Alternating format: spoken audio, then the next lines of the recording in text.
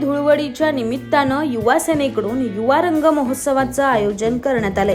या महोत्सवात डीजे बिन्नी आणि डीजे सिमरता चौधरी यांचं लाईव्ह म्युझिक आणि सोबतच अनेक खेळ, लाईव्ह फूड काउंटर अशी धमाल अंबरनाथकरांना अनुभवायला मिळणार आहे।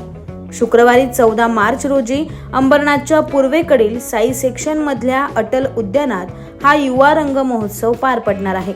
युवा सेनेचे कल्याण भिवंडी लोकसभा निरीक्षक निखिल अरविंद वाळेकर यांनी हा महोत्सव आयोजित केलाय। यंदा या महोत्सवाचं दुसरं वर्ष असून या महोत्सवात सर्वांना विनामूल्य प्रवेश असणार आहे।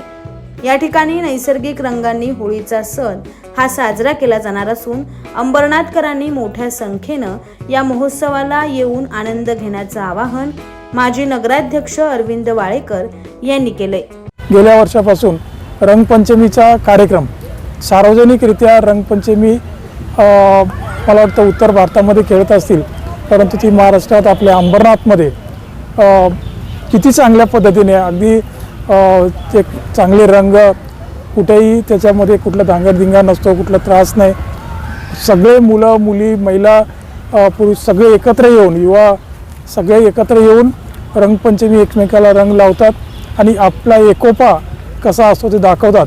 त्याकरता रंगपंचमीच्या दिवशी मी सगळ्यांना आवाहन करतो की अंबरनाथकरांनी आवर्जून या अटल उद्यानमध्ये येऊन खरी रंगपंचमी काय असते ती बघावी आणि आपल्या आपल्या मनाला वाटेल तो रंग खेळावा।